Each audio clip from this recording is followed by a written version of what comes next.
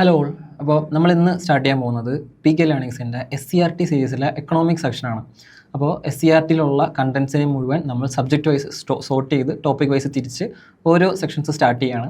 അപ്പോൾ ഇന്ന് നമ്മൾ ഏറ്റവും ആദ്യം എക്കണോമിക്സിൻ്റെ ബേസിക് ഫാക്ട്സ് എന്ന് പറയുന്ന ഒരു ടോപ്പിക്കാണ് കവർ ചെയ്യാൻ പോകുന്നത്. അപ്പോൾ നമ്മൾ ബേസിക് ഫാക്ട്സ് എന്നുകൊണ്ട് ഉദ്ദേശിക്കുന്നത് എക്കണോമിക്സ് പഠിച്ച് തുടങ്ങുമ്പോൾ സബ്ജക്റ്റിലേക്ക് കോറിലേക്ക് നമ്മൾ കടക്കുന്നതിന് മുന്നേ എന്തൊക്കെയാണ് ഡിസ്കസ് ചെയ്യുന്നത് എന്നുള്ളതാണ്. പ്രധാനമായിട്ടും എന്തൊക്കെയാണ് എക്കണോമിക്സ് എന്ന് പറയുന്നത്, എക്കണോമിക്സിൽ വരുന്ന പ്രധാനപ്പെട്ട ശാസ്ത്രശാഖകളുടെ ഡിവിഷൻസ് എന്തൊക്കെയാണ്, കൂടാതെ പാശ്ചാത്യ സാമ്പത്തിക ശാസ്ത്രജ്ഞർ ആരൊക്കെയാണ്, ഇന്ത്യൻ സാമ്പത്തിക ശാസ്ത്രജ്ഞനായിട്ട് ഇതിൽ ആരൊക്കെ വരുന്നുണ്ട്, കൂടാതെ എന്തൊക്കെ ടൈപ്സ് ഓഫ് ഇക്കോണമി അല്ലെങ്കിൽ സമ്പദ് വ്യവസ്ഥകൾ എന്തൊക്കെ ടൈപ്പിലുണ്ട് എന്നൊക്കെയുള്ള കാര്യങ്ങളാണ് നമ്മൾ പ്രധാനമായിട്ടും ഈ ബേസിക് ഫാക്ട്സ് എന്ന് പറയുന്ന ഒരു ഇൻട്രൊഡക്ടറി ടോപ്പിക്കിലൂടെ ഉദ്ദേശിക്കുന്നത്. ഇതിൽ എടുത്തിരിക്കുന്നത് പ്രധാനമായിട്ടും 8 മുതൽ 12 വരെ ക്ലാസ്സുകൾ SCRT 8, 9, 10 +1 +2 കോമൺ ആണ്. NCERT SCRT സിലബസിൽ നിന്നുള്ള റിസോഴ്സുകളാണ് നമ്മൾ പ്രധാനമായിട്ടും ഈ ഒരു ടോപ്പിക് എടുക്കാൻ വേണ്ടിയിട്ട് നമ്മൾ ഉപയോഗിച്ചിരിക്കുന്നത്. അപ്പോൾ നമുക്ക് ക്ലാസ്സിലേക്ക് വരാം. അപ്പോൾ ആദ്യം തന്നെ നമ്മൾ ചർച്ച ചെയ്യുന്നത് എന്താണ് സാമ്പത്തിക ശാസ്ത്രം എന്നാണ്. നമ്മൾ കേട്ടിട്ടുണ്ടാവും ആധുനിക സാമ്പത്തിക ശാസ്ത്രം ആരംഭിക്കുന്നത് 1770കളിൽ അല്ലെങ്കിൽ 18ാം നൂറ്റാണ്ടിൽ നമുക്ക് വേണമെങ്കിൽ പറയാം. ആ ഒരു കാലഘട്ടത്തിൽ ആഡം സ്മിത്ത് എന്ന് പറയുന്ന വ്യക്തിയുടെ കോൺട്രിബ്യൂഷൻസോട് കൂടിയാണ്. അതുവരെ എക്കണോമിക്സ് ഇല്ലായിരുന്നു എന്നല്ല അതിൻ്റെ അർത്ഥം, എക്കണോമിക്സ് ഉണ്ടായിരുന്നു. നമ്മൾ കേട്ടിട്ടുണ്ടാവും ഇപ്പം പണ്ട് നിലനിന്നിരുന്ന വലിയ കോൺട്രിബ്യൂഷൻസ്, എന്താ പറയുക, നമ്മുടെ കൗടില്യൻ അർത്ഥശാസ്ത്രത്തിലൂടെ കൊടുത്തിരുന്ന കോൺട്രിബ്യൂഷൻസിനെ പറ്റി നമ്മൾ കേട്ടിട്ടുണ്ടാവും. കൂടാതെ ഹമ്മുറാബീസ് കോഡ് എന്ന് നമ്മൾ ചിലപ്പോൾ കേട്ടിട്ടുണ്ടാവും. അപ്പോൾ അന്നത്തെ കാലഘട്ടത്തിലും ഈവൻ സിന്ധു നദീതട സംസ്കാരം മുതൽ ആളുകൾ ഇപ്പോൾ പണം ഉണ്ടായി വരുന്ന സമയം മുതലല്ല സമ്പദ് വ്യവസ്ഥ ആരംഭിക്കുന്നത്. പണം ഉണ്ടാകുന്നതിന് മുന്നേ ഉള്ള സമയത്തും ബാർട്ടർ സിസ്റ്റം പോലെയുള്ള സംവിധാനങ്ങളൊക്കെ നിലനിന്നിരുന്നു. അപ്പോൾ സാമ്രാജ്യത്വ കാലഘട്ടത്തിലും അതിന് മുന്നേ നിന്നിരുന്ന നാഗരിക സംസ്കാരത്തിലുമൊക്കെ ഇത്തരത്തിലുള്ള അങ്ങോട്ടും ഇങ്ങോട്ടുള്ള ട്രാൻസാക്ഷൻസ് ഒക്കെ നടന്നിരുന്നു, പ്രൊഡക്ഷൻ നടന്നിരുന്നു. ഈ ഇത്തരത്തിലുള്ള കൈമാറ്റങ്ങൾ നടന്നിരുന്നതുകൊണ്ട് തന്നെ ആ കാലഘട്ടത്തിൽ മുഴുവൻ ഈ ഒരു സമ്പദ് വ്യവസ്ഥയെ പറ്റിയിട്ടുള്ള എന്തെങ്കിലുമൊക്കെ കോൺട്രിബ്യൂഷൻസ് നമുക്ക് കാണാൻ പറ്റും. എന്നാൽ ഇതിനെയൊക്കെ ഒന്നും കൂടെ കൺസോളിഡേറ്റ് ചെയ്തുകൊണ്ട് ഒരു പുതിയ ശാസ്ത്രശാഖയായിട്ട് ആരംഭിക്കുന്നത് അല്ലെങ്കിൽ ആധുനിക സാമ്പത്തിക ശാസ്ത്രമായിട്ട് ആരംഭിക്കുന്നത് 1700കളിലാണ്. അത് പ്രധാനമായിട്ടും ഏറ്റവും കൂടുതൽ കോൺട്രിബ്യൂഷൻസ് കൊടുത്ത വ്യക്തിയായിരുന്നു ആഡം സ്മിത്ത് എന്ന് പറയുന്നത്. അപ്പോൾ നമുക്ക് എന്താണ് ആധുനിക സാമ്പത്തിക ശാസ്ത്രം എന്താണെന്നുള്ളതിനെ പഠിച്ചിട്ട് വേണം നമുക്ക് തുടങ്ങാൻ. സോ നമുക്ക് സ്റ്റാർട്ട് ചെയ്യാം. എന്താണ് സാമ്പത്തിക ശാസ്ത്രം? മനുഷ്യൻ്റെ ആവശ്യങ്ങൾ, അടിസ്ഥാന പ്രശ്നങ്ങൾ, വിവിധ സാമ്പത്തിക പ്രവർത്തനങ്ങൾ, ഉൽപ്പാദനം, വിതരണം, ഉപഭോഗം എന്നിവ പഠനവിധേയമാക്കുന്ന ശാസ്ത്രശാഖയാണ് സാമ്പത്തിക ശാസ്ത്രം എന്ന് പറയുന്നത്. നമുക്ക് എപ്പോഴും ആവശ്യങ്ങളുണ്ടാവും. നമുക്ക് എപ്പോഴും ആവശ്യങ്ങൾ പൂർത്തീകരിക്കണമെങ്കിൽ പ്രൊഡക്ഷൻ നടക്കണം. ആ പ്രൊഡക്ഷൻ നടക്കുന്ന സാധനങ്ങൾ അങ്ങോട്ടും ഇങ്ങോട്ടും കൈമാറ്റം ചെയ്യണം. ചിലപ്പോൾ പണം കൊടുത്തിട്ടായിരിക്കാം ചെയ്യുന്നത്, ചിലപ്പോൾ പണം കൊടുക്കണം എന്നില്ല, സാധനങ്ങൾ കൈമാറ്റം ചെയ്തിട്ടായിരിക്കും ചെയ്യുന്നത്. ഇത്തരത്തിലുള്ള കാര്യങ്ങളെപ്പറ്റി മുഴുവൻ പഠിക്കുന്ന ഒരു ശാസ്ത്രശാഖയാണ് സാമ്പത്തിക ശാസ്ത്രം എന്ന് പറയുന്നത്. ഇനി ഈ വാക്ക് എവിടെ നിന്നാണ് വന്നതെന്നാണ് നമുക്ക് അറിയേണ്ടത്. സാമ്പത്തിക ശാസ്ത്രം അല്ലെങ്കിൽ അതിൻ്റെ എക്കണോമിക്സ് എന്ന് പറയുന്ന ഇംഗ്ലീഷ് ടേം എവിടെ നിന്നാണ് ഉദ്ഭവിച്ചത്? ഒയിക്കോണമിയ എന്ന ഗ്രീക്ക് പദത്തിൽ നിന്നാണ് ഇക്കണോമിക്സ് എന്ന് പറയുന്ന വാക്കിൻ്റെ ഉദ്ഭവം. അപ്പോൾ ഒയിക്കോണമിയ എന്ന് പറയുന്ന ഗ്രീക്ക് പദത്തിൽ നിന്നാണ് ഈ പറയുന്ന വാക്ക് ഉണ്ടായത്. 2, സമ്പത്തിനെ കുറിച്ചുള്ള പഠനമാണ് അഫ്നോളജി അഥവാ പ്ലൂട്ടോളജി. അഫ്നോളജി അഥവാ പ്ലൂട്ടോളജി എന്ന് പറയുന്ന വാക്കിൽ നിന്ന് അല്ലെങ്കിൽ പദത്തിൽ നിന്നാണ് സമ്പത്തിനെ കുറിച്ചുള്ള പഠനമായിട്ട് നമ്മൾ പറയുന്നത്. വാക്ക് എന്ന് പറയുന്നത് ഇക്കോണമിയെയും സമ്പത്തിനെ കുറിച്ചുള്ള പഠനം എന്ന് പറയുന്നത് അഫ്നോളജി അഥവാ പ്ലൂട്ടോളജിയുമാണ്. ആധുനിക സാമ്പത്തിക ശാസ്ത്രത്തിൻ്റെ പിതാവ് എന്നറിയപ്പെടുന്നത് ആഡം സ്മിത്താണ്. ആധുനിക സാമ്പത്തിക ശാസ്ത്രത്തിൻ്റെ പിതാവ് എന്നറിയപ്പെടുന്നത് ആഡം സ്മിത്താണ്. ഇനി ഈ ആഡം സ്മിത്തിനെ പറ്റി നമുക്ക് ആദ്യം പ്രധാനമായിട്ടൊന്ന് പഠിക്കാം. അപ്പോൾ ആധുനിക സാമ്പത്തിക ശാസ്ത്രത്തിൻ്റെ പിതാവ് എന്നറിയപ്പെടുന്നു ഇദ്ദേഹത്തിൻ്റെ ഗ്രന്ഥമായ an enquiry into the nature and causes of wealth of nations 1776 എഴുതപ്പെട്ട വെൽത്ത് ഓഫ് നേഷൻസ് എന്ന് പൊതുവെ അറിയപ്പെടുന്ന an enquiry into the nature and causes of wealth of nations എന്ന പുസ്തകമാണ് ഇക്കണോമിക് സയൻസിൽ എഴുതപ്പെട്ടതിൽ ഏറ്റവും പ്രധാനമായ പുസ്തകമായിട്ട് നമ്മൾ കണക്കാക്കുന്നത്. ഇതാണ് ആദ്യത്തെ അല്ലെങ്കിൽ ഈ ഒരു ആധുനിക സാമ്പത്തിക ശാസ്ത്രത്തിൽ എഴുതപ്പെട്ട ആദ്യത്തെ സമഗ്രമായ കൃതി എന്നറിയപ്പെടുന്നത് ഈ വെൽത്ത് ഓഫ് നേഷൻസ് എന്ന ആദം സ്മിത്തിൻ്റെ 1776 എഴുതപ്പെട്ട കൃതിയാണ്. സാമ്പത്തിക പ്രവർത്തനങ്ങളിൽ ഗവൺമെൻറ്റിൻ്റെ ഇടപെടൽ പരിമിതപ്പെടുത്തണമെന്നും വ്യക്തി സ്വാതന്ത്ര്യത്തിൽ കൂടുതൽ പ്രാധാന്യം കൊടുക്കണമെന്നുമാണ് അദ്ദേഹം മുന്നോട്ട് വച്ചിരുന്ന ആശയം. ഈ ആശയമാണ് ലേസസ് ഫെയർ സിദ്ധാന്തം എന്ന് അറിയപ്പെടുന്നത്. ലേസസ് ഫെയർ സിദ്ധാന്തം എന്ന് പറയുന്ന കാര്യങ്ങൾ ആധുനിക കാലത്തിലും പ്രസക്തമാണ്. നിങ്ങൾ കേട്ടിട്ടുണ്ടാവും അമേരിക്ക പോലുള്ള മുതലാളിത്ത വ്യവസ്ഥയുള്ള അല്ലെങ്കിൽ ക്യാപിറ്റലിസ്റ്റ് ഇക്കോണമി വർക്ക് ചെയ്യുന്ന സ്ഥലങ്ങളിൽ ലേസസ് ഫെയർ സിദ്ധാന്തമാണ് അവർ ഫോളോ ചെയ്യുന്നത്. എന്താണ് ലേസസ് ഫെയർ സിദ്ധാന്തം? സാമ്പത്തിക പ്രവർത്തനങ്ങളിൽ ഗവൺമെൻറ്റിൻ്റെ ഇടപെടലുകൾ പരമാവധി പരിമിതപ്പെടുത്തുക, ഗവൺമെൻറ്റിൻ്റെ ഇടപെടൽ കുറയ്ക്കുക. മാർക്കറ്റ് ഡ്രൈവ് ചെയ്യുന്നത് അവിടുത്തെ ഇക്കണോമി ബേസ് ചെയ്യുന്നതൊക്കെ അവിടുത്തെ വ്യക്തികളും കമ്പനികളും കോർപ്പറേറ്റുകളും തമ്മിലായിരിക്കും.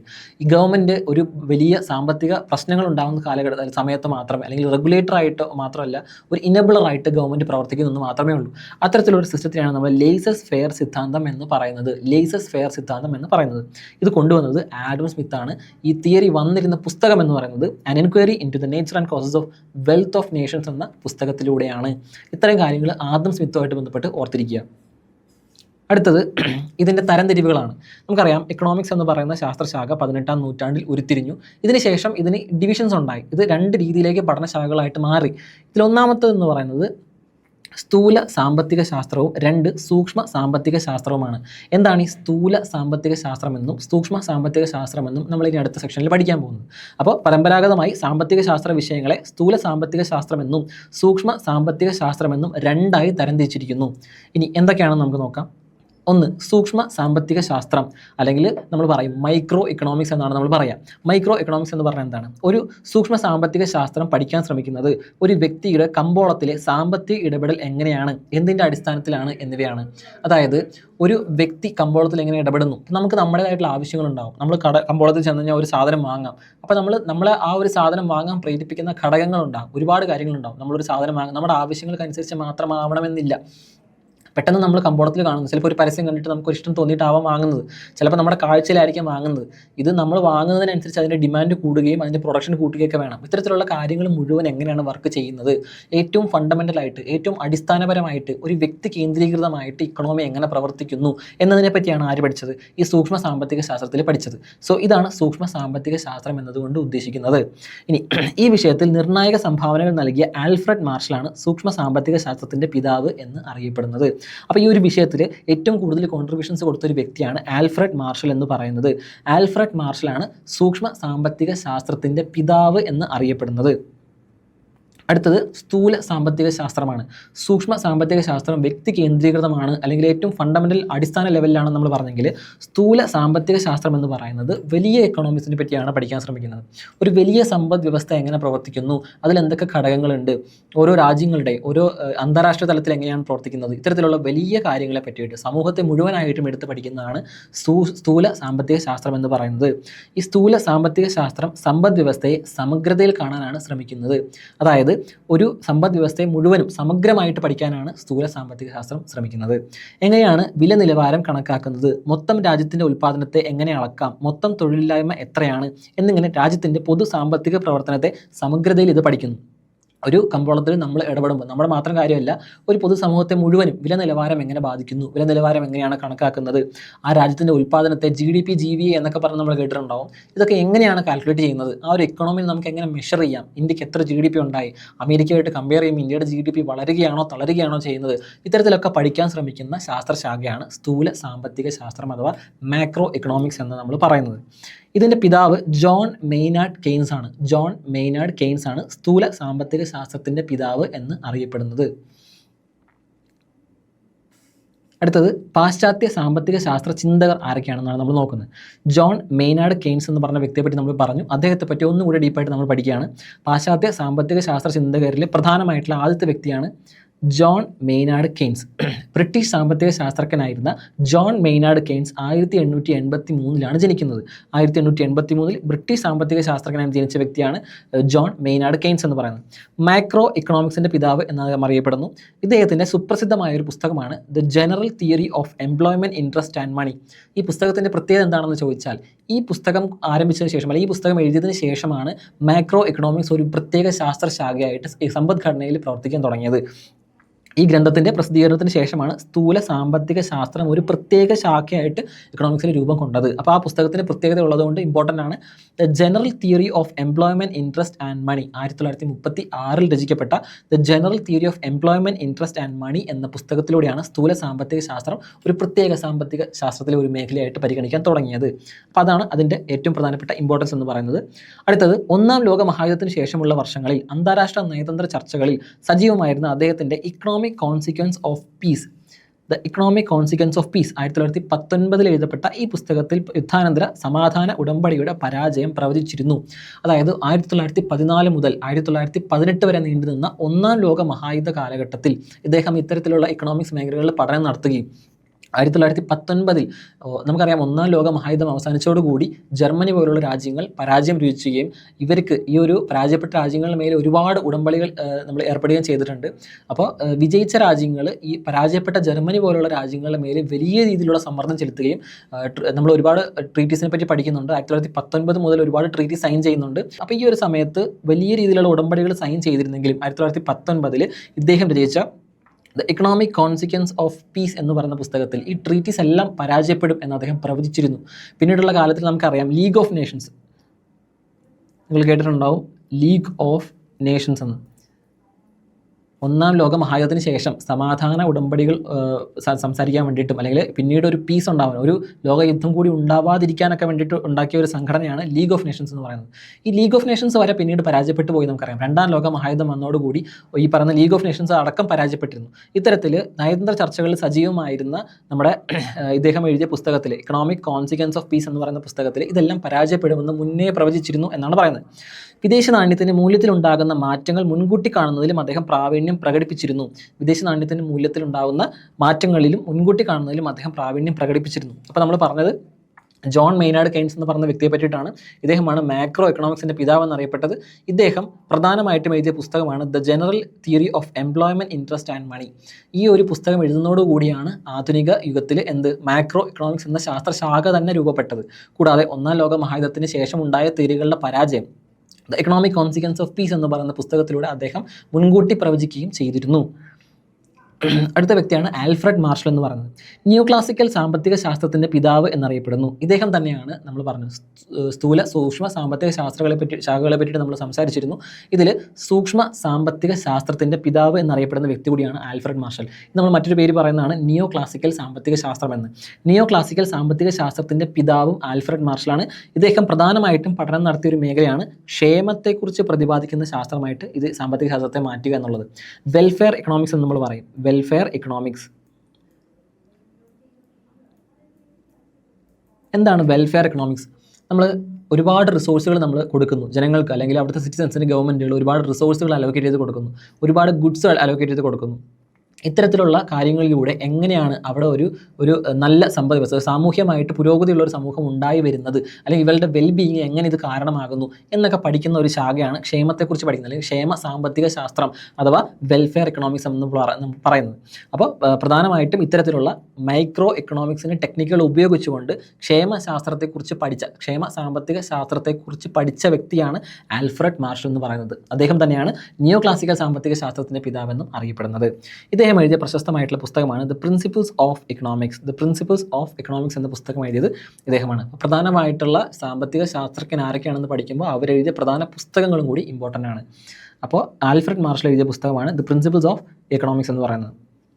അടുത്തത് കാൾ മാർക്സ്. ഒരുപാട് പേര് കേട്ടിട്ടുണ്ടാകുന്ന ഒരു പേരായിരിക്കും, വളരെ കോമൺ ആയിട്ടുള്ളൊരു പേരാണ് കാൾ മാർക്സ്. അല്ലെങ്കിൽ കമ്മ്യൂണിസ്റ്റ് ചിന്താ സരണികളെ പറ്റിയിട്ട് നമ്മൾ പഠിക്കുമ്പോൾ ഏറ്റവും ആദ്യം ഓർമ്മ വരുന്ന പേരാണ് കാൾ മാർക്സ്. കമ്മ്യൂണിസത്തിൻ്റെ തന്നെ പിതാവ് എന്നൊക്കെ അറിയപ്പെടുന്ന ഒരു വ്യക്തിയാണ് കാൾ മാർക്സ് എന്ന് പറയുന്നത്. അദ്ദേഹത്തിൻ്റെ കമ്മ്യൂണിസ്റ്റ് മാനിഫെസ്റ്റോ, ദസ് ക്യാപിറ്റൽ പോലുള്ള പുസ്തകത്തിലൂടെയാണ് അദ്ദേഹത്തിൻ്റെ ആശയങ്ങൾ പങ്കുവച്ചിരുന്നത്. അപ്പോൾ എന്തായിരുന്നു കാൾ മാർക്സിൻ്റെ ഇക്കണോമിക്സ് തിയറി എന്നാണ് നമ്മൾ ആദ്യം നോക്കുന്നത്. അപ്പോൾ നമുക്ക് നോക്കിയാൽ അറിയാം, അദ്ദേഹം ജർമ്മൻ സാമ്പത്തിക ശാസ്ത്രജ്ഞനായിരുന്നു, തത്വചിന്തകൻ കൂടിയായിരുന്നു. അദ്ദേഹത്തിൻ്റെ ഫിലോസഫിയാണ് കമ്മ്യൂണിസം എന്ന് നമ്മൾ അറിയപ്പെടുന്നത്. അദ്ദേഹത്തിൻ്റെ പ്രധാനപ്പെട്ട ഒരു തിയറിയാണ് മിച്ചമൂല്യ സിദ്ധാന്തം അഥവാ തിയറി ഓഫ് സർപ്ലസ് വാല്യൂ. എന്താണ് തിയറി ഓഫ് സർപ്ലസ് വാല്യൂ എന്ന് അറിയണമെങ്കിൽ നമ്മൾ ആദ്യം സർപ്ലസ് വാല്യൂ എന്താണെന്ന് അറിയണം.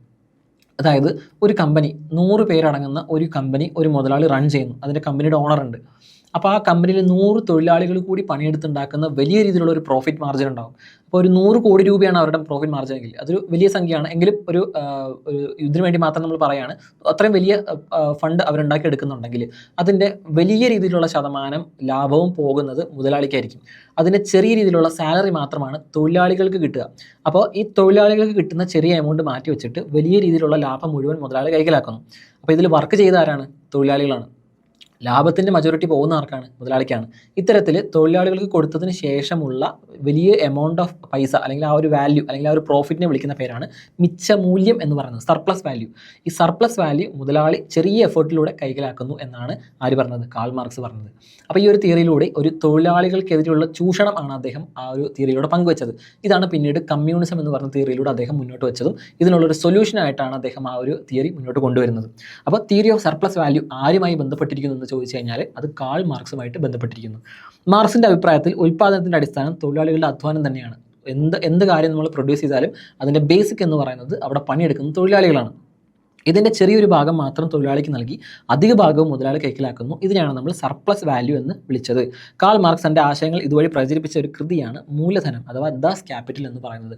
അദ്ദേഹത്തിൻ്റെ ഈ ഒരു ഇക്കണോമിക് തിയറിനെ ബേസ് ചെയ്തിട്ടുള്ള പ്രധാനപ്പെട്ട പുസ്തകമാണ് മൂലധനം അഥവാ ദസ് ക്യാപിറ്റൽ എന്ന് പറയുന്നത്. ഇനി അടുത്ത വ്യക്തി എന്ന് പറയുന്നത് ലയണൽ റോബിൻസ് ആണ്. പരിമിതമായ വിഭവങ്ങൾ ഫലപ്രദമായി ഉപയോഗിക്കുന്നതിൽ നമ്മുടെ ആവശ്യങ്ങൾക്ക് മുൻഗണന നിശ്ചയിക്കണം എന്ന് അഭിപ്രായപ്പെട്ട വ്യക്തിയാണ് ആര്? Lionel Robbins. അതായത് സസ്റ്റൈനബിലിറ്റി എന്ന് പറയുന്ന തിയറിയെ പറ്റി എല്ലാവരും കേട്ടിട്ടുണ്ടാവും. കൂടാതെ ഗാന്ധിജി പറഞ്ഞ ഒരു കോട്ടിനെ പറ്റിയിട്ട് എല്ലാവരും കേട്ടിട്ടുണ്ടാവും. എന്താണ്? Nature provides for every one's needs nor for their greeds എന്ന് പറയുന്ന ഒരു കോട്ട് ഗാന്ധിജിയെ പറ്റി കേട്ടിട്ടുണ്ടാവും. അതിൽ ഗാന്ധിജി പറഞ്ഞതുപോലെ നമുക്കുണ്ടാകുന്ന വിഭവങ്ങൾ എപ്പോഴും പരിമിതമായിരിക്കും. നമ്മുടെ ചുറ്റിനും കാണുന്ന വിഭവങ്ങൾ എപ്പോഴും പരിമിതമാണ്. മനുഷ്യൻ്റെ പോപ്പുലേഷൻ കൂടിക്കൊണ്ടേയിരിക്കുകയാണ്. ഓരോ കാലഘട്ടത്തിലും ഓരോ വർഷത്തിലും വളരെയധികം ഇരട്ടിയോടെയാണ് എന്ത് ചെയ്യുന്നത്? മനുഷ്യൻ്റെ പോപ്പുലേഷൻ പോകുന്നത്. നമുക്ക് ആവശ്യമായിട്ടുള്ള റിസോഴ്സ് അല്ലെങ്കിൽ വിഭവങ്ങളൊന്നും നമുക്ക് ആവശ്യത്തിന് ലഭിക്കുന്നില്ല. സോ ഇത്തരത്തിലുള്ളൊരു സിറ്റുവേഷൻ വരുന്ന സമയത്ത് ചെയ്യേണ്ടത് എന്താണെന്നാണ് ലയണൽ റോബിൻസ് പറഞ്ഞത്. പരിമിതമായ വിഭവങ്ങൾ മാത്രമേ നമ്മുടെ കയ്യിലുള്ളൂ. നമ്മുടെ ആവശ്യങ്ങൾക്ക് മുൻഗണന കൊടുക്കുക, പ്രയോറിറ്റൈസ് ചെയ്യുക. നമ്മൾ എന്തൊക്കെയാണ് ആവശ്യങ്ങൾ, പ്രധാനമായിട്ടുള്ള കാര്യങ്ങൾ മാത്രം കൺസ്യൂം ചെയ്യുക. ആവശ്യമില്ലാത്ത കാര്യങ്ങൾക്ക് ലോ പ്രയോറിറ്റി കൊടുത്ത് കൺസംഷൻ കുറയ്ക്കുക എന്നാണ് ആര് പറഞ്ഞത്? ലയണൽ റോബിൻസ് പറഞ്ഞത്. അതിരില്ലാത്ത ആവശ്യങ്ങളും പരിമിതമായ വിഭവങ്ങളും തമ്മിലുള്ള ബന്ധത്തെക്കുറിച്ച് പഠനം നടത്തിയ വ്യക്തിയാണ് ലയണൽ റോബിൻസ്. ഇദ്ദേഹം എഴുതിയ പ്രധാനപ്പെട്ട കൃതിയാണ് A history of economic thought എന്ന് പറയുന്നതും ദ ഗ്രേറ്റ് ഡിപ്രഷൻ എന്ന് പറയുന്നതും. രണ്ട് പ്രധാനപ്പെട്ട കൃതികളാണ് ഇദ്ദേഹം രചിച്ചിട്ടുള്ളത്. A history of economic thought എന്ന് പറയുന്നതും ദ ഗ്രേറ്റ് ഡിപ്രഷൻ എന്ന് പറയുന്ന രണ്ട് കൃതികളാണ് ലയണൽ റോബിൻസ് രചിച്ചിട്ടുള്ളത്. ഇനി മറ്റ് പ്രധാനപ്പെട്ട ഒന്ന് രണ്ട് ശാസ്ത്രജ്ഞന്മാരുടെ കാര്യം കൂടി നമ്മൾ പറയുകയാണ്. അവരുടെ പേരും അവർ നടത്തിയ പ്രധാനപ്പെട്ട കോൺട്രിബ്യൂഷൻസ് മാത്രമേ നമ്മൾ മെൻഷൻ ചെയ്യുന്നുള്ളൂ. പ്രധാനമായും ഡേവിഡ് റിക്കാർഡോ, ബ്രിട്ടീഷ് സാമ്പത്തിക ശാസ്ത്രജ്ഞനായിരുന്ന ഡേവിഡ് റിക്കാർഡോ രണ്ട് രാജ്യങ്ങൾ തമ്മിലുള്ള വ്യാപാരം വഴി ഇരു രാജ്യങ്ങളുടെയും ക്ഷേമം വർദ്ധിപ്പിക്കാം എന്ന സിദ്ധാന്തം കൊണ്ടുവന്ന വ്യക്തിയാണ് ഡേവിഡ് റിക്കാർഡോ. നമ്മൾ ഒരുപാട് കേട്ടിട്ടുണ്ടാവും free trade agreements, bilateral treaties, agreements on trade എന്നൊക്കെ പറഞ്ഞിട്ട്. അപ്പോൾ ഇത്തരത്തിൽ രണ്ട് രാജ്യങ്ങൾ തമ്മിൽ അങ്ങോട്ടും ഇങ്ങോട്ടും ഒരു ട്രേഡ് പോളിസി ഉണ്ടാക്കുന്നു. ചിലപ്പോൾ തീരുവകൾ കുറച്ച് കൊടുക്കുന്നു, ഇങ്ങോട്ട് കൂടുതൽ ഇമ്പോർട്ട് ചെയ്യാം, എക്സ്പോർട്ട് ചെയ്യാം എന്നൊക്കെ പറഞ്ഞിട്ട് ഒരുപാട് രണ്ട് രാജ്യങ്ങൾ തമ്മിലുള്ള എഗ്രിമെൻറ്റ്സിനെ പറ്റി കേട്ടിട്ടുണ്ടാവും. ഇന്ത്യ UK, ഇന്ത്യ ഓസ്ട്രേലിയ എന്നൊക്കെ പറഞ്ഞാൽ കേട്ടിട്ടുണ്ടാവും. ഇത്തരത്തിൽ രണ്ട് രാജ്യങ്ങൾ തമ്മിലുള്ള ഒരു പരസ്പര സഹകരണം വഴി അവർ തമ്മിലുള്ള വ്യാപാരം കൂട്ടുകയും അപ്പോൾ ആ രാജ്യങ്ങളിലെ ക്ഷേമം വർദ്ധിപ്പിക്കാം എന്നുള്ള ഒരു പ്രിൻസിപ്പിളിനെ പറ്റി പഠിച്ച വ്യക്തിയാണ് ഡേവിഡ് റിക്കാർഡോ എന്ന് പറയുന്നത്. ഇദ്ദേഹത്തിൻ്റെ പ്രശസ്തമായിട്ടുള്ള സിദ്ധാന്തമാണ് പാട്ട സിദ്ധാന്തം, അല്ലെങ്കിൽ ഇത് തിയറി ഓഫ് റെൻ്റ് എന്ന് പറയുന്നത്. അപ്പോൾ ഭൂമിയുടെ പാട്ടമായിട്ട് ബന്ധപ്പെട്ട് അല്ലെങ്കിൽ റെൻറ്റുമായിട്ട് ബന്ധപ്പെട്ട് ദ പാട്ട സിദ്ധാന്തം അല്ലെങ്കിൽ ദ തിയറി ഓഫ് റെൻ്റ് എന്ന് പറയുന്ന പ്രശസ്തമായിട്ടുള്ള ഒരു തിയറി കൊണ്ടുവന്നത് ഡേവിഡ് റിക്കാർഡോ ആണ്. ബ്രിട്ടീഷ് സാമ്പത്തിക ശാസ്ത്രജ്ഞനായിരുന്ന ഡേവിഡ് റിക്കാർഡോ ആണെന്ന് മനസ്സിലാക്കി വയ്ക്കുക. അടുത്തെന്ന് പറയുന്നത് ചെക്ക് റിപ്പബ്ലിക് വംശജനായിട്ടുള്ള J.A. ഷുംപീറ്റർ ആണ്. J.A. ഷുംപീറ്റർ ചെക്ക് റിപ്പബ്ലിക് വംശജനാണ് J.A. ഷുംപീറ്റർ.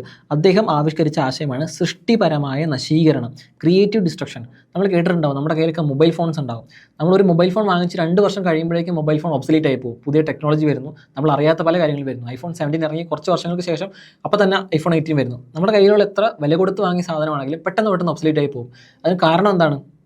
ഭയങ്കരമായിട്ട് മാർക്കറ്റിൽ കോമ്പറ്റീഷൻ ഉണ്ട്. ഈ കോമ്പറ്റീഷൻ ഉള്ളതുകൊണ്ട് തന്നെ വളരെ ഫാസ്റ്റായിട്ട് ടെക്നോളജി വളർന്നുകൊണ്ടേയിരിക്കുകയാണ്. നമ്മുടെ കയ്യിലുള്ള സാധനം എന്തായാലും അത് അപ്പം തന്നെ അങ്ങോട്ട് എന്ത് ചെയ്യുന്നു? ഒബ്സലീറ്റ് ആയി പോവുകയാണ് ചെയ്യുന്നത്. അപ്പോൾ ഇതിനെപ്പറ്റി പ്രശസ്തമായിട്ട് പഠനം നടത്തിയ വ്യക്തിയാണ് J.A. ഷുംപീറ്റർ.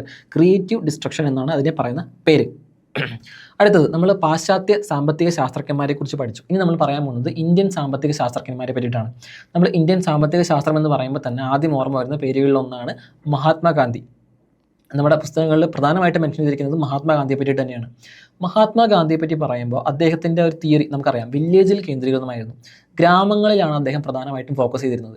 അപ്പോൾ ചിലപ്പോൾ നമുക്ക് തോന്നാം നമ്മുടെ തിയറി ആയിട്ടൊക്കെ കണക്ട് ചെയ്ത് നോക്കുന്ന സമയത്ത് ചിലപ്പോൾ കാൾ മാർക്സിൻ്റെ ചില തിയറികളായിട്ടൊക്കെ അദ്ദേഹത്തിന് ഒരു കണക്ഷൻ ഉണ്ടായിരുന്നു. കുറച്ചും കൂടി സോഷ്യലിസ്റ്റ് രീതിയിലുള്ള ചിന്താഗതികളായിരുന്നു ഉണ്ടായിരുന്നത്. കൂടാതെ അദ്ദേഹത്തിൻ്റെ തിയറികളിൽ എപ്പോഴും ബൗണ്ടറികളെ പറ്റിയിട്ടൊന്നും പറയുന്നില്ല. ദേശരാഷ്ട്രങ്ങൾ തമ്മിലൊരു ബൗണ്ടറി ഉണ്ടായിരിക്കണമെന്നോ അവർ തമ്മിലുള്ള കോൺഫ്ലിക്റ്റുകളൊന്നും അങ്ങനത്തെ ഒരു കാര്യങ്ങളൊന്നും ഇല്ലാതെ ഒരു വില്ലേജിന് അവരുടേതായിട്ടുള്ള സ്വയം പര്യാപ്തത കൊടുക്കുക, അവിടെ പ്രധാനമായിട്ടും വ്യവസായത്തിന് പ്രാമുഖ്യം കൊടുക്കുക, അതുവഴി അതിനെ വികസിപ്പിക്കുക.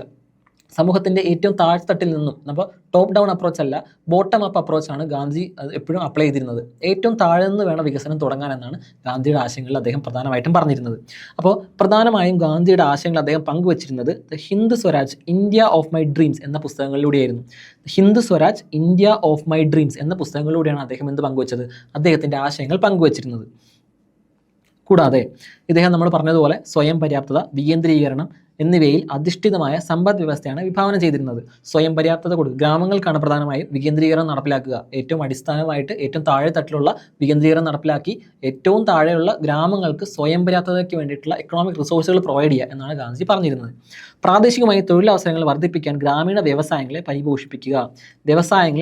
കൃഷി മാത്രമല്ല, കൃഷിക്ക് പ്രാമുഖ്യം കൊടുക്കണം. കൂടാതെ ഗ്രാമീണ വ്യവസായങ്ങളെ കൂടി പരിപോഷിപ്പിക്കുക. അവർക്ക് ആവശ്യമായിട്ടുള്ള ഗുഡ്സും കാര്യങ്ങളൊക്കെ പ്രൊഡ്യൂസ് ചെയ്യാൻ വേണ്ടിയിട്ട് ഗ്രാമതലങ്ങളിൽ തന്നെ കുടിൽ വ്യവസായം പോലുള്ള വ്യവസായങ്ങളെ പരിപോഷിപ്പിക്കുക എന്നാണ് ഗാന്ധി വിഭാവനം ചെയ്തിരുന്നത്. അടുത്തത് പ്രാദേശികമായി ഉൽപ്പാദിപ്പിക്കുന്ന സാധനങ്ങളുടെ വിപണനത്തിനായിട്ട് പ്രാദേശിക വിപണികളും കൂടി വിപുലപ്പെടുത്തുക. കൂടാതെ സാമൂഹ്യ നീതി ഉറപ്പുവരുത്താനായിട്ട് സാമ്പത്തിക അസമത്വം ലഘൂകരിക്കുക. അപ്പോൾ സമ്പത്ത് ഒരാളിൽ തന്നെ കേന്ദ്രീകൃതമാകുന്നത് തടയുകയും സമ്പത്തിൻ്റെ വിതരണം വളരെ പൂർണ്ണമായിട്ടും എല്ലാവരിലേക്കും എത്തിക്കുക, അവിടെ ഒരു ഇക്വാലിറ്റി ഉറപ്പുവരുത്തുക എന്നാണ് ഗാന്ധിയുടെ ഐഡിയയിലൂടെ അദ്ദേഹം പങ്കുവച്ചിരുന്നത്. അപ്പോൾ ഒരു വലിയ മുതലാളിത്ത സമ്പദ് വ്യവസ്ഥയിൽ നിന്ന് വളരെ വ്യത്യാസമായിട്ട് ഒരു സോഷ്യലിസ്റ്റ് രീതിയിൽ തന്നെയാണ് ഗാന്ധിയുടെ ഐഡിയ ഉണ്ടായിരുന്നത്. എന്നാൽ അത് വില്ലേജ് ഇക്കണോമി എന്ന് പറയുന്ന ഒരു കാര്യത്തിൽ വളരെയധികം ഫോക്കസ്ഡ് ആയിരുന്നു. അപ്പോൾ ഗാന്ധിയുമായിട്ട് ബന്ധപ്പെട്ട പ്രധാനപ്പെട്ട വസ്തുക്കൾ നമ്മൾ പറഞ്ഞു. അദ്ദേഹം പ്രധാനമായിട്ടും ഫോക്കസ് ചെയ്തിരുന്നത് എപ്പോഴും വില്ലേജിൽ ആയിരുന്നു, വില്ലേജ് ഇക്കോണമിനെ ബേസ് ചെയ്തിട്ടായിരുന്നു അദ്ദേഹത്തിൻ്റെ തിയറികളെല്ലാം വന്നിരുന്നത്. നമ്മൾ പറഞ്ഞ ഹിന്ദു സ്വരാജിലൂടെയും ഇന്ത്യ ഓഫ് മൈ ഡ്രീംസ് എന്ന പുസ്തകങ്ങളിലൂടെ ആയിരുന്നു എന്ന കാര്യം കൂടി ഓർത്ത് വയ്ക്കുക. അടുത്താണ് അമർത്യകുമാർ സെൻ. അമർത്യകുമാർ സെൻ അദ്ദേഹം എന്ന് പറയുന്നത് ഇന്ത്യയിൽ നിന്നും നൊബേൽ സമ്മാനം ലഭിച്ച ആദ്യത്തെ ശാസ്ത്രജ്ഞനായിരുന്നു. ഇക്കണോമിക്സിൽ നൊബേൽ സമ്മാനം ലഭിച്ച ആദ്യത്തെ ശാസ്ത്രജ്ഞനായിരുന്നു അമർത്യകുമാർ സെൻ എന്ന് പറയുന്ന അദ്ദേഹം. സാമ്പത്തിക ശാസ്ത്രത്തിൽ നൊബേൽ സമ്മാനം ലഭിച്ച ആദ്യ ഇന്ത്യൻ സാമ്പത്തിക ശാസ്ത്രജ്ഞനാണ് അമർത്യകുമാർ സെൻ. അതിനുശേഷം അഭിജിത് ബാനർജിയുടെ കാര്യം നിങ്ങൾ കേട്ടിട്ടുണ്ടാവും. റീസെൻ്റ്ലി ഏറ്റവും അവസാനമായിട്ട് ഇന്ത്യയിൽ നിന്നും എക്കണോമിക്സിന് നൊബേൽ സമ്മാനം ലഭിച്ച വ്യക്തിയാണ് അമർത്യകുമാർ സെൻ. അദ്ദേഹം പ്രധാനമായിട്ടും ഫോക്കസ് ചെയ്യുന്നത് നമ്മൾ മുന്നേ പറഞ്ഞിട്ടുള്ള ക്ഷേമ സാമ്പത്തിക ശാസ്ത്രമായിരുന്നു. ഇതിൽ പ്രധാനപ്പെട്ട സംഭാവനകൾ നൽകിയതിനാണ് അദ്ദേഹത്തിന് 1998 നൊബേൽ സമ്മാനം ലഭിക്കുന്നത്. അപ്പോൾ അമർത്യകുമാർ സെൻ ക്ഷേമ സാമ്പത്തിക ശാസ്ത്രവുമായി ബന്ധപ്പെട്ട വ്യക്തിയാണ്. 1998 അദ്ദേഹത്തിന് നൊബേൽ സമ്മാനം ലഭിക്കുന്നത്. അടുത്തത് അമർത്യകുമാർ സെന്നിൻ്റെ ക്ഷേമ സാമ്പത്തിക ശാസ്ത്രത്തിലെ ചില ചിന്തകൾ എന്തൊക്കെയാണ്? നമ്മൾ ആദ്യം പറഞ്ഞ ക്ഷേമ സാമ്പത്തിക ശാസ്ത്രവുമായിട്ട് ബന്ധപ്പെട്ട് തന്നെയാണ് ഇതും കിടക്കുന്നത്. സാമ്പത്തിക പുരോഗതി കൈവരിക്കാൻ വിദ്യാഭ്യാസം, ആരോഗ്യ സംരക്ഷണം, സാമൂഹ്യനീതി എന്നിവയ്ക്ക് ഊന്നൽ കൊടുക്കുക. അതിലൂടെ എന്താ ഉദ്ദേശിക്കുന്നത്? അതായത് സാമ്പത്തിക പുരോഗതി എന്ന് പറയുന്നത് എന്തിനെ ഡിപ്പെൻഡ് ചെയ്തിരിക്കുന്നു? നമ്മൾ ഇക്കണോമിക് ഗ്രോത്തും ഇക്കണോമിക് ഡെവലപ്മെൻറ്റിനെ പറ്റിയിട്ട് സംസാരിക്കുന്നുണ്ട്. ഇക്കണോമിക് ഗ്രോത്ത് എന്ന് പറഞ്ഞാൽ എന്താണ്? അവിടെ സമ്പത്തിന് മാത്രമാണ് പ്രാമുഖ്യം കൊടുക്കുന്നത്. സമ്പത്ത് വളരുന്നു എന്ന് മാത്രമേ പറയുന്നുള്ളൂ. അതുകൊണ്ട് മാത്രം ഒരു രാജ്യം വികസിച്ചു എന്ന് നമുക്ക് പറയാനാവില്ല. എന്നാൽ സമ്പദ് വ്യവസ്ഥയ്ക്കൊപ്പം, അതായത് ഇക്കണോമി വളരുന്നതിനൊപ്പം എന്ത് വളരണം? ഇക്കണോമിക് ഡെവലപ്മെൻറ്റ് ഉണ്ടാവണം. അതായത് സാമൂഹ്യമായ പുരോഗതി കൂടി ഉണ്ടായാൽ മാത്രമേ നമുക്കതിന് വികാസം പ്രാപിച്ചു എന്ന് പറയാൻ പറ്റൂ, പുരോഗതി പ്രാപിച്ചു എന്ന് പറയാൻ പറ്റൂ. ഈ വെൽഫെയർ എക്കണോമിക്സിൻ്റെ പ്രത്യേകത അതാണ്. വെൽഫെയർ എക്കണോമിക്സ് പറയുന്നത് ഇക്കണോമിക് ഡെവലപ്മെൻറ്റ് ഉണ്ടാവണം എന്നാണ്. അതിനെന്തൊക്കെ ആവശ്യമാണ്? സാമ്പത്തിക പുരോഗതി കൈവരിക്കാൻ വിദ്യാഭ്യാസം, ആരോഗ്യ സംരക്ഷണം, സാമൂഹ്യനീതി എന്നിവയ്ക്ക് ഊന്നൽ കൊടുക്കണം. ഇത്തരത്തിലുള്ള പുരോഗതിയിലൂടെ മാത്രമേ എന്ത് കൈവരിക്കാൻ സാധിക്കൂ? സാമ്പത്തികമായ പുരോഗതി കൈവരിച്ചു എന്ന് പറയാൻ കഴിയൂ. വിദ്യാഭ്യാസം, ആരോഗ്യ സംരക്ഷണം, സാമൂഹ്യനീതി എന്നിവ കൂടി വളരണം. കൂടാതെ ലിംഗസമത്വം, സ്ത്രീ ശാക്തീകരണം, വിമൻസ്. ഇപ്പോൾ നമ്മൾ ഒരുപാട് കോട്ട്സിലൊക്കെ നമ്മൾ കേട്ടിട്ടുണ്ടാവും, സ്ത്രീകൾക്ക് കൂടി ഉന്നമനം കൊടുക്കും. ഇപ്പോൾ അംബേദ്കർക്ക് പറഞ്ഞ കോട്ടാണ്, ഒരു സമൂഹത്തും വികസിച്ചു എന്ന് പറയണമെങ്കിൽ അവിടെ സ്ത്രീക്കുള്ള സ്റ്റാറ്റസ് നോക്കിയിട്ടായിരിക്കണമെന്ന്. എത്രത്തോളം സ്ത്രീ ശാക്തീകരണം കൈവന്നിട്ടുണ്ടോ അതിനനുസരിച്ച് ആ സമ്പദ് വ്യവസ്ഥ അല്ലെങ്കിൽ ആ ഒരു സിസ്റ്റം ഡെവലപ്ഡ് ആയി എന്നാണ് അദ്ദേഹം പറഞ്ഞത്. അത് തന്നെയാണ് ഇവിടെ അമർത്യകുമാർ സെന്നും പറഞ്ഞു വയ്ക്കുന്നത്. ലിംഗസമത്വവും സ്ത്രീ ശാക്തീകരണവും കൂടി രാജ്യപുരോഗതിക്ക് അനിവാര്യമായ ഘടകമാണ്. സാമ്പത്തിക വികസനം വിലയിരുത്തേണ്ടത് അത് മനുഷ്യാവകാശങ്ങളിലും സ്വാതന്ത്ര്യത്തിലും ചെലുത്തുന്ന സ്വാധീനത്തിൻ്റെ അടിസ്ഥാനത്തിലായിരിക്കണം. കേവലം സാമ്പത്തികമായിട്ടുള്ള ഉന്നമനം മാത്രമല്ല, മനുഷ്യാവകാശത്തിലും സ്വാതന്ത്ര്യത്തിലും ചെലുത്തുന്ന സ്വാധീനത്തിൻ്റെ കൂടി അടിസ്ഥാനത്തിലായിരിക്കണം എന്ന് ആര് പറഞ്ഞു? അമർത്യകുമാർ സെൻ പറഞ്ഞു. അടുത്തതെന്ന് പറയുന്നത് പ്രശസ്തനായ ഇന്ത്യൻ എക്കണോമിസ്റ്റുകളിൽ വളരെ ഇമ്പോർട്ടൻ്റ് ആയിട്ടുള്ള ഒരു വ്യക്തിയാണ് പ്രശാന്ത് ചന്ദ്ര മഹലനോബിസ് എന്ന് പറയുന്നത്. ഇദ്ദേഹം ഇന്ത്യൻ ആസൂത്രണത്തിൻ്റെ ശില്പി എന്നറിയപ്പെടുന്നു. ഇന്ത്യൻ ആസൂത്രണത്തിൻ്റെ ശില്പി എന്നറിയപ്പെടുന്നു. കൂടാതെ ഇന്ത്യൻ ആസൂത്രണം എന്ന് പറയുമ്പോൾ നമുക്ക് കൺഫ്യൂസിംഗ് ആയിട്ടാണ് ഉണ്ടാകുന്ന ഒരു ടോപ്പിക്കാണ് ശില്പി അഥവാ ആർക്കിടെക്ട്. ഇന്ത്യൻ ആസൂത്രണത്തിൻ്റെ ശില്പിയാണ് ആര്? പ്രശാന്ത് ചന്ദ്ര മഹലനോബിസ്. അപ്പോൾ ഇന്ത്യൻ ആസൂത്രണത്തിൻ്റെ പിതാവ് ആരായിരിക്കും? അതാണ് മോക്ഷഗുണ്ടം വിശ്വേശ്വരയ്യ. ഇന്ത്യൻ എഞ്ചിനീയറിംഗിൻ്റെ പിതാവ് എന്നുകൂടി അറിയപ്പെടുന്ന മോക്ഷഗുണ്ടം വിശ്വേശ്വരയ്യ അഥവാ എം വിശ്വേശ്വരയ്യയാണ് ഇന്ത്യൻ ആസൂത്രണത്തിൻ്റെ പിതാവ് എന്നറിയപ്പെടുന്നത്. എന്നാൽ അദ്ദേഹമാണ് 1920കളിലൊക്കെ സമയത്ത് അദ്ദേഹം എന്ത് ചെയ്തിരുന്നു? ഇന്ത്യൻ ആസൂത്രണത്തിൻ്റെ ബ്ലൂ പ്രിൻറ്റ് എന്നറിയപ്പെടുന്ന അദ്ദേഹത്തിൻ്റെ സ്വന്തമായിട്ടുള്ള ഒരു പദ്ധതി, ഒരു ദശവത്സര പദ്ധതി അദ്ദേഹം രൂപകൽപ്പനയൊക്കെ ചെയ്തിട്ടുണ്ട്. അപ്പോൾ ഇന്ത്യൻ ആസൂത്രണത്തിൻ്റെ ശില്പി എന്നറിയപ്പെടുന്നത് ആരാണ്? പ്രശാന്ത് ചന്ദ്ര മഹലനോബിസ് ആണ്. മോക്ഷഗുണ്ടം വിശ്വേശ്വരയ്യ എന്ന് പറയുന്നത് പിതാവാണ്. ആ ഒരു വ്യത്യാസം ഓർത്ത് വയ്ക്കുക. കൂടാതെ അദ്ദേഹം ഇന്ത്യൻ സ്റ്റാറ്റിസ്റ്റിക്സിൻ്റെ പിതാവ് എന്ന് കൂടി അറിയപ്പെടുന്നു. ഇന്ത്യൻ സ്റ്റാറ്റിസ്റ്റിക്സിന് വളരെയേറെ കോൺട്രിബ്യൂഷൻസ് കൊടുത്തൊരു വ്യക്തിയായിരുന്നു ആര്? പ്രശാന്ത് ചന്ദ്ര മഹലനോബിസ് എന്ന് പറയുന്നത്. ഇദ്ദേഹമാണ് ഇന്ത്യൻ സ്റ്റാറ്റിസ്റ്റിക്സിൻ്റെ പിതാവ് എന്നറിയപ്പെടുന്നത്. കൂടാതെ ഇന്ത്യൻ ബജറ്റിൻ്റെ പിതാവ് എന്നറിയപ്പെടുന്നതും ആര് തന്നെയാണ്? പ്രശാന്ത് ചന്ദ്ര മഹലനോബിസ് അല്ലെങ്കിൽ PC മഹലനോബിസ് തന്നെയാണ് എന്തറിയപ്പെടുന്നത്? ഇന്ത്യൻ ബജറ്റിൻ്റെ പിതാവ് എന്നും അറിയപ്പെടുന്നു. അപ്പോൾ ആസൂത്രണത്തിൻ്റെ പിതാവല്ല, ആസൂത്രണത്തിൻ്റെ ശില്പി എന്നും അറിയപ്പെടുന്നു. ഇന്ത്യൻ സ്റ്റാറ്റിസ്റ്റിക്സിൻ്റെ പിതാവ് എന്നറിയപ്പെടുന്നു. ഇന്ത്യൻ ബജറ്റിൻ്റെ പിതാവെന്നും അറിയപ്പെടുന്നു. ഇദ്ദേഹത്തിൻ്റെ വികസന ആസൂത്രണ നയമാണ് ഇന്ത്യ രണ്ടാം പഞ്ചവത്സര പദ്ധതിയിൽ അവലംബിച്ചിരുന്നത്. അതായത് ഒന്നാം പദ്ധതി നമുക്കറിയാം ഹരോൾഡ് ദോമർ മോഡൽ എന്ന് നമ്മൾ അറിയപ്പെടുന്നത് എന്താണ്, ഒന്നാം പഞ്ചവത്സര പദ്ധതിയായിരുന്നു. രണ്ടാം പദ്ധതിയുടെ പേരായിരുന്നു മഹലനോബിസ് മോഡൽ. വ്യാവസായിക പദ്ധതി എന്നും അറിയപ്പെട്ട രണ്ടാം പഞ്ചവത്സര പദ്ധതിക്ക് പേര് കൊടുത്തിരുന്നത് മഹലനോബിസിൻ്റെ പേരിലായിരുന്നു. അദ്ദേഹമാണ് അതിനൊരു പ്രധാനപ്പെട്ട കോൺട്രിബ്യൂഷൻസ് ഐഡിയപരമായിട്ട് കൊടുത്തിരുന്നത്. അദ്ദേഹത്തിൻ്റെ തീരെയാണ് നമ്മൾ ഫോളോ ചെയ്തിരുന്നത്. അതുകൊണ്ടാണ് മഹലനോബിസ് മോഡൽ എന്ന് രണ്ടാം പദ്ധതി അറിയപ്പെടുന്നത്. ഇനി ഇന്ത്യയിൽ ആദ്യമായിട്ട് ദേശീയ വരുമാനം കണക്കാക്കിയത് ഇദ്ദേഹമാണ്. എവിടെ? സ്വതന്ത്ര ഇന്ത്യയിൽ. അതാണ് പ്രത്യേകത. ഇന്ത്യക്ക് മുന്നേ, നമുക്ക് സ്വാതന്ത്ര്യം കിട്ടുന്നതിന് മുന്നേ നമുക്കറിയാം ഇന്ത്യയിൽ ഈ പറയുന്ന ഇൻകം കാൽക്കുലേറ്റ് ചെയ്ത ആളുകളുണ്ടായിരുന്നു. നമ്മൾ കേട്ടിട്ടുണ്ടാവും, ദാദാഭായ് നവറോജി കാൽക്കുലേറ്റ് ചെയ്തിരുന്നു, പിന്നെ VKRV റാവു ഉണ്ടായിരുന്നു. ഇതിലൊക്കെ ഇത് കാൽക്കുലേറ്റ് ചെയ്ത വ്യക്തികളായിരുന്നു. എന്നാൽ സ്വതന്ത്ര ഇന്ത്യയിൽ ആദ്യമായി ദേശീയ വരുമാനം കണക്കാക്കിയത് പ്രശാന്ത ചന്ദ്ര മഹലനോബിസ് ആണ്. ഇദ്ദേഹം കൽക്കട്ടയിൽ സ്ഥാപിച്ചതാണ് ഇന്ത്യൻ സ്റ്റാറ്റിസ്റ്റിക്കൽ ഇൻസ്റ്റിറ്റ്യൂട്ട് അഥവാ ISI എന്ന് പറയുന്ന സ്ഥാപനം. കൂടാതെ സാഖ്യ എന്ന് പറയുന്ന ജേണൽ ഇദ്ദേഹം ആരംഭിച്ചതാണ്. സാഖ്യ എന്ന് പറയുന്ന ജേണൽ ആരംഭിച്ചു. ഇന്ത്യൻ സ്റ്റാറ്റിസ്റ്റിക്കൽ ഇൻസ്റ്റിറ്റ്യൂട്ട് അവിടെ തുടങ്ങി, കൽക്കട്ടയിൽ ആരംഭിക്കുകയും ചെയ്തു. അപ്പോൾ ഇതാണ് പ്രധാനമായിട്ടും പ്രശാന്ത ചന്ദ്ര മഹലനോബിസിനെ പറ്റി നമുക്ക് പറയാനുള്ളത്.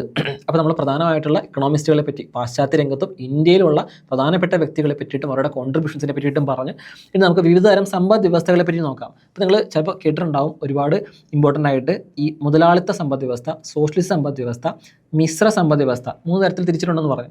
ചിലപ്പോൾ നിങ്ങൾ കേട്ടിട്ടുണ്ടാകും പല സ്ഥലത്തും ഇതിൻ്റെ ഒരു ഫൗണ്ടേഷൻ തന്നെ ഇല്ല, അല്ലെങ്കിൽ മുതലാളിത്ത സമ്പദ് വ്യവസ്ഥയിൽ ചിലപ്പോൾ സോഷ്യലിസം കയറി വരാം, സോഷ്യലിസ്റ്റ് സമ്പദ് വ്യവസ്ഥയിൽ മുതലാളിത്തത്തിൻ്റെ എലമെൻറ്റ്സ് കയറി വരാം. ഇപ്പോൾ ജോണി വാക്കർ എന്ന് പറയുന്ന സിനിമയിൽ നിങ്ങൾ കണ്ടിട്ടുണ്ടാവും. അപ്പോൾ അതിലാദ്യം അദ്ദേഹം പറഞ്ഞു തുടങ്ങുന്ന ഡയലോഗ് തന്നെ I am talking about the baselessness of the fundamentals of economic science എന്നാണ്. കാരണം അത്തരത്തിൽ എല്ലാ മുതലാളിത്ത സമ്പദ് വ്യവസ്ഥയാണെങ്കിലും സോഷ്യലിസ്റ്റ് സമ്പദ് വ്യവസ്ഥയാണെങ്കിലും ചില എക്സെപ്ഷൻസ് എവിടെ ഉണ്ടാവും. കംപ്ലീറ്റ്ലി മുതലാളിത്തമാണെന്നും കംപ്ലീറ്റ്ലി സോഷ്യലിസം ആണെന്നും നമുക്ക് പറയാൻ പറ്റില്ല. നമുക്ക് ക്ലാസിഫൈ ചെയ്യുന്ന സമയത്ത് പക്ഷേ അങ്ങനെ ഒരു ക്ലാസിഫിക്കേഷൻ ആവശ്യമുള്ളതുകൊണ്ട് നമ്മളതിനെ ക്ലാസിഫിക്കേഷനിലൂടെ എക്സാമ്പിളിലൂടെ മുന്നോട്ട് പോകുന്നത് മാത്രം. അപ്പോൾ നമുക്ക് ഇതിനെപ്പറ്റി ഡിസ്കസ് ചെയ്ത് തുടങ്ങാം. മുതലാളിത്ത സമ്പദ് വ്യവസ്ഥ എന്ന് പറയുന്നത്, അല്ലെങ്കിൽ ക്യാപിറ്റലിസ്റ്റ് ഇക്കോണമി എന്ന് പറയുന്നത്, ഉൽപ്പാദക ഘടകങ്ങളുടെ ഉടമസ്ഥാവകാശം സ്വകാര്യ വ്യക്തികൾ കേന്ദ്രീകരിച്ചിരിക്കുന്നു. അത്രേ ഉള്ളൂ, സിമ്പിളാണ്. മുതലാളിത്ത സമ്പദ് വ്യവസ്ഥ എന്ന് പറഞ്ഞാൽ ഗവൺമെൻറ് ഇടപെടുന്നില്ല. നമ്മൾ പറഞ്ഞ ലേസസ് ഫെയർ സിദ്ധാന്തം, ആദം സ്മിത്തിനെ പറ്റി പഠിച്ചപ്പോൾ നമ്മൾ പറഞ്ഞിരുന്നു, ലേസസ് ഫെയർ സിദ്ധാന്തം പറയുന്നത് പോലെ ഗവൺമെൻറ് ഇടപെടൽ കുറയ്ക്കുന്നു. സ്വകാര്യ വ്യക്തികളും മാർക്കറ്റ് റൺ ചെയ്യുന്നത് സ്വകാര്യ വ്യക്തികളും കമ്പനികളും കോർപ്പറേറ്റുകളുമായിരിക്കും. ഈ സിസ്റ്റമാണ് മുതലാളിത്ത സമ്പദ് വ്യവസ്ഥ. എല്ലാ വ്യക്തികൾക്കും സ്വത്ത് കൈവശം വയ്ക്കാനുള്ള അധികാരമുണ്ട്. സ്റ്റേറ്റിന് റെസ്ട്രിക്ഷൻസ് ഒന്നും കൊടുക്കുന്നില്ല. പരമാവധി ലാഭമാണ് ലക്ഷ്യം. പരമാവധി ലാഭം ഉണ്ടാക്കുക, എല്ലാവരും പ്രോഫിറ്റ് ഉണ്ടാക്കാൻ വേണ്ടിയിട്ടായിരിക്കും നടക്കുന്നത്. ഗവൺമെൻറ് ഇടപെടൽ പരിമിതമായിരിക്കും. ഇതാണ് മുതലാളിത്ത സമ്പദ് വ്യവസ്ഥ, സിമ്പിളായിട്ട് പറഞ്ഞു കഴിഞ്ഞാൽ. സ്വകാര്യ വ്യക്തികൾക്ക് ഏത് വിഭവങ്ങൾ സംഭരിക്കാനും അവ ഉപയോഗിച്ച് ഇഷ്ടമുള്ള സാധനങ്ങളും സേവനങ്ങളും ഉൽപ്പാദിപ്പിക്കാനും സാധിക്കും. ഉപഭോക്താവിന് വിപണിയിൽ പൂർണ്ണ സ്വാതന്ത്ര്യം ഉണ്ടായിരിക്കും. ഉപഭോക്താവിൻ്റെ പരമാവധികാരം എന്നാണ് അവിടെ ഉദ്ദേശിക്കുന്നത്. നമ്മൾ കമ്മ്യൂണിസ്റ്റ് ഐഡിയോളജിയൊക്കെ വരികയാണെങ്കിൽ അവിടെ തൊഴിലാളികളുടെ സർവാധിപത്യം നിങ്ങൾ കേട്ടിട്ടുണ്ടാവും. അതുപോലെ ഓരോ സമ്പദ് വ്യവസ്ഥയ്ക്കും ഓരോ പ്രത്യേകതകളുണ്ട്. ഇവിടെ ഉപഭോക്താവിൻ്റെ കാര്യങ്ങൾ എന്ത് ചെയ്യുന്നു, ഉപഭോക്താവിൻ്റെ പരമാവധികാരം ഉപയോഗിച്ച് ഒരു സമ്പദ് വ്യവസ്ഥ മുഴുവൻ പ്രവർത്തിക്കുന്നത് അതിനെ അടിസ്ഥാനമാക്കിയിട്ടായിരിക്കും.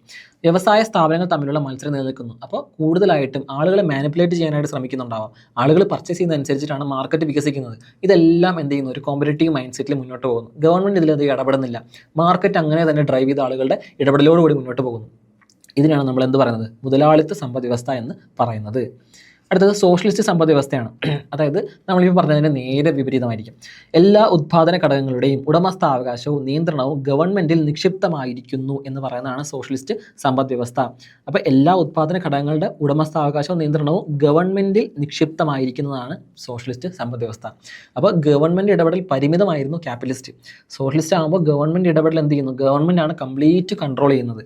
ഒരു കേന്ദ്രീകൃത ആസൂത്രണ സമിതിയായിരിക്കും സാമ്പത്തിക പ്രവർത്തനങ്ങൾ തീരുമാനമെടുക്കുന്നത്. ഒരു കേന്ദ്രീകൃത ആസൂത്രണ സമിതിയായിരിക്കും. അതായത് ഒരു പ്ലാനിംഗ് കമ്മീഷൻ ഉണ്ടാവും. സെൻട്രലൈസ്ഡ് ആയിരിക്കും. ഗവൺമെൻറ് മുകളിൽ നിന്ന് താഴത്തേക്കാണ് വരുന്നത്. Top down അപ്രോച്ചാണ്. ഗവൺമെൻറ് മുകളിൽ നിന്ന് തീരുമാനങ്ങൾ എടുക്കുന്നു. അവിടെ നിന്ന് നടപ്പിലാക്കുന്ന കാര്യങ്ങളാണ് ആ ഒരു ഇക്കണോമിക് സിസ്റ്റത്തിൽ മുഴുവനായിട്ടും പ്രവർത്തിക്കുന്നത്. ഇതിൻ്റെ ഉദാഹരണം നമുക്കറിയാം. ഇപ്പോൾ ക്യാപിറ്റലിസം എന്ന് പറയുന്നത് നമ്മുടെ മനസ്സിലേക്ക് ഓർമ്മ വരുന്ന USA പോലത്തെ രാജ്യങ്ങളാണെങ്കിൽ ഇവിടെ സോഷ്യലിസ്റ്റ് സമ്പദ് വ്യവസ്ഥ എന്ന് പറയുമ്പോൾ പണ്ടത്തെ USSR ആണ് നമ്മുടെ മനസ്സിലേക്ക് ആദ്യം വരിക. സ്റ്റാലിനൊക്കെ കൊണ്ടുവന്ന പോളിസികളായിരുന്നു പഞ്ചവത്സര പദ്ധതികളൊക്കെ. ഇത്തരത്തിൽ ഗവൺമെൻറ് നടപ്പിലാക്കുന്ന ഒരു പദ്ധതിയിലൂടെ, പ്ലാനിങ്ങിലൂടെയാണ് അവിടുത്തെ സമ്പദ്ഘടന മുഴുവനായിട്ടും പ്രവർത്തിക്കുന്നത്.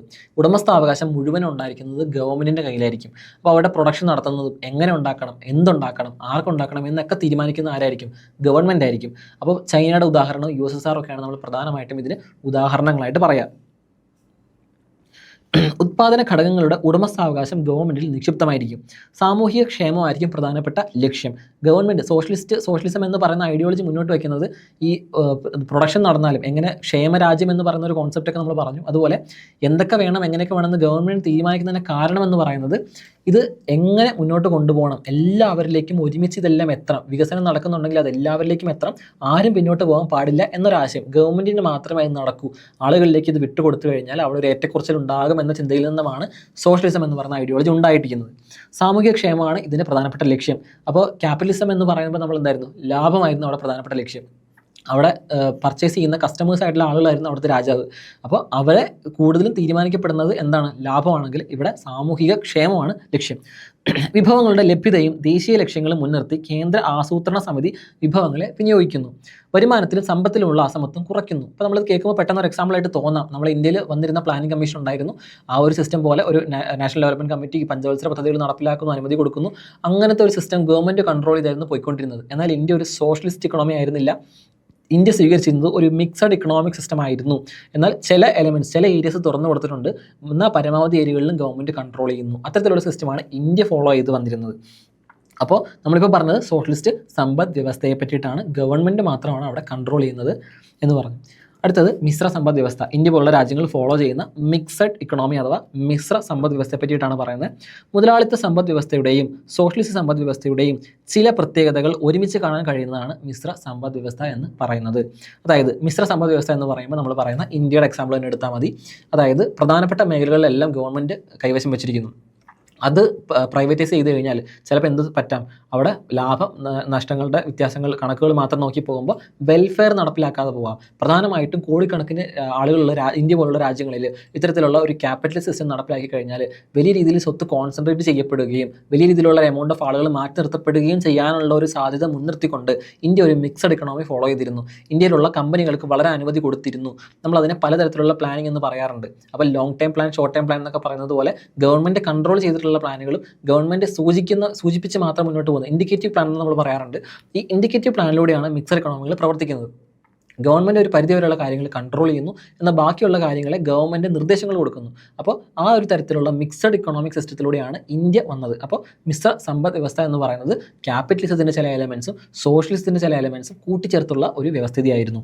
ഇതിൻ്റെ പ്രത്യേകത എന്ന് പറയുന്നത് സ്വകാര്യ മേഖലയുടെയും പൊതുമേഖലയുടെയും സഹവർത്തിത്വമാണ്. രണ്ട് മേഖലകളും, സ്വകാര്യ മേഖലയും പൊതുമേഖലയും സഹവർത്തിത്വത്തോടുകൂടി പ്രവർത്തിക്കുന്നു. ലാഭേച്ഛയും സാമൂഹ്യക്ഷേമവും പ്രധാനപ്പെട്ട ലക്ഷ്യങ്ങളാണ്. അപ്പോൾ ഇവിടെ എന്തും വരാം, ലാഭേച്ഛ വരാം, കമ്പനികൾക്ക് പ്രവർത്തിക്കാം, അവർക്ക് അവരുടെ ലാഭം ഉണ്ടാക്കിയെടുക്കാം, സാമൂഹ്യക്ഷേമവും നടപ്പിലാക്കാം. അപ്പോൾ കമ്പനികൾ വളരുന്നതോടുകൂടി രാജ്യത്തിന് കിട്ടേണ്ടിയിരിക്കുന്ന വരുമാനം കൂടുകയാണ് ചെയ്യുന്നത്.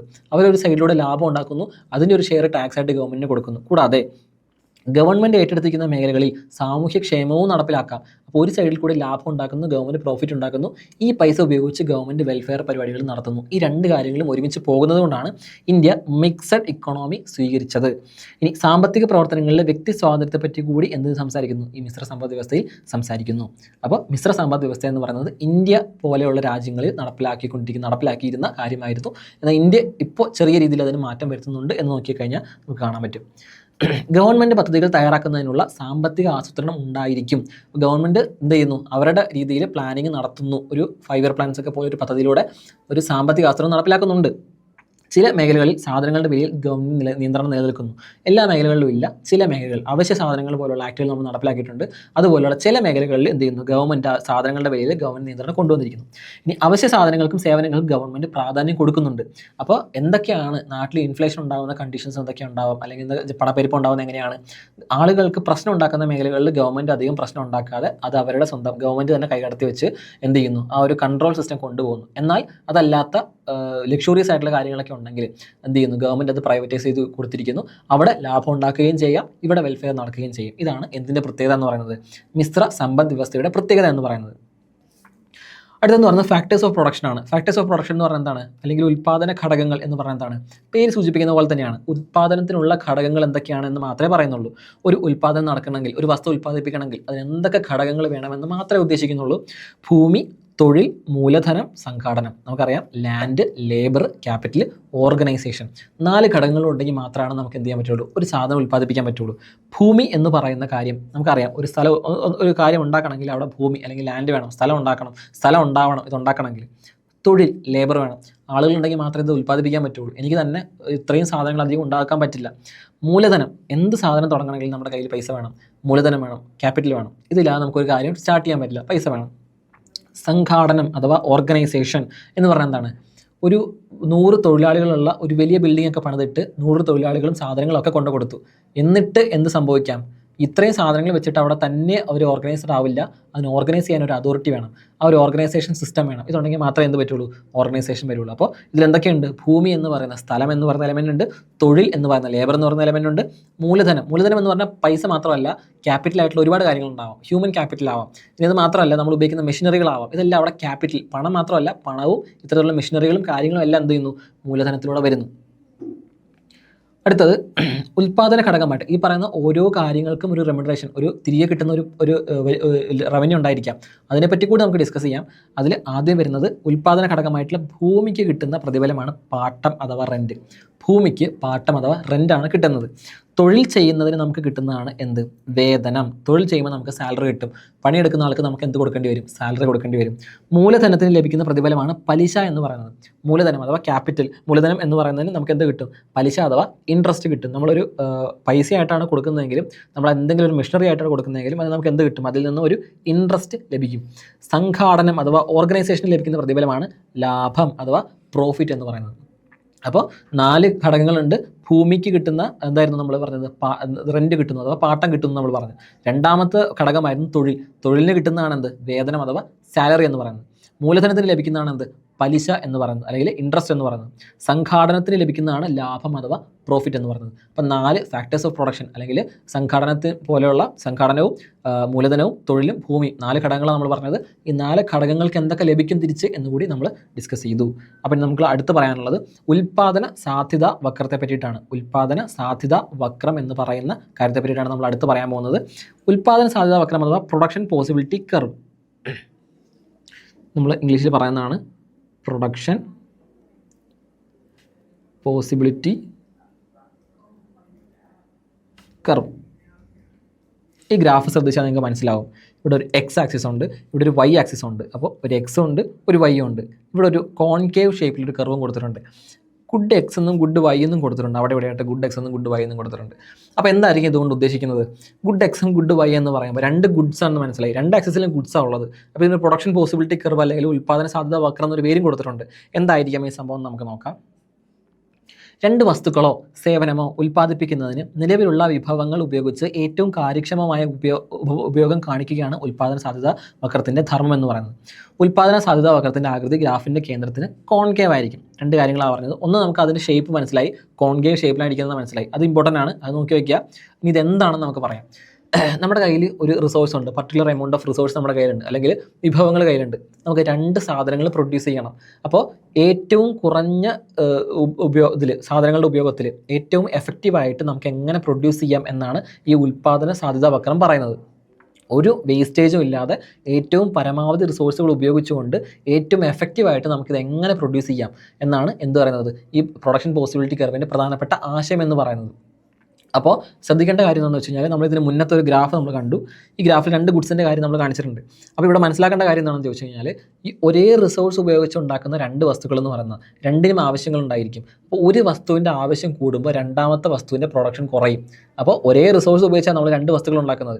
അപ്പോൾ ഒരെണ്ണത്തിൻ്റെ ഡിമാൻഡ് ഗുഡ് എക്സിൻ്റെ, അതായത് എക്സ് എന്ന് പറയുന്ന ഗുഡിൻ്റെ ഡിമാൻഡ് കൂടിക്കഴിഞ്ഞാൽ അത് കൂടുതൽ ഉണ്ടാക്കേണ്ടി വരും. അപ്പോൾ എന്ത് ചെയ്യും? വൈയുടെ പ്രൊഡക്ഷൻ ഓട്ടോമാറ്റിക്കലി കുറയും. ഇനി വൈ ആണ് കൂടുതൽ ഡിമാൻഡ് ചെയ്യുന്നതെങ്കിൽ എക്സിൻ്റെ പ്രൊഡക്ഷൻ കുറയും. ഈ തരത്തിൽ അത് തമ്മിൽ മാറ്റം ഉണ്ടാകാം. അപ്പോൾ നമ്മൾ ഒരു ഒപ്റ്റിമം സെൻസിൽ ഈ 2 സാധനങ്ങളും പ്രൊഡ്യൂസ് ചെയ്യുന്നു. ഏറ്റവും ആവശ്യം അനുസരിച്ച് നമ്മളിത് പ്രൊഡ്യൂസ് ചെയ്യുന്നുണ്ട്.